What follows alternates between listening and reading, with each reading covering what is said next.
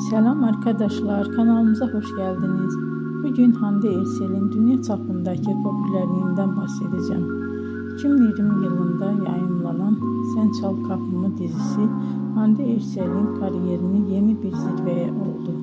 Dizide Eda Yıldız karakterini canlandırdı ve bu rol milyonlarca izleyici tarafından sevildi. Dizi kısa sürede Türkiye'nin dışına yayıldı ve birçok ülkede yayınlandı. Böylece Hande Erçel uluslararası bir televizyon yıldızına dönüştü. Aynı zamanda sosyal medyada da büyük bir popülerliğe ulaştı.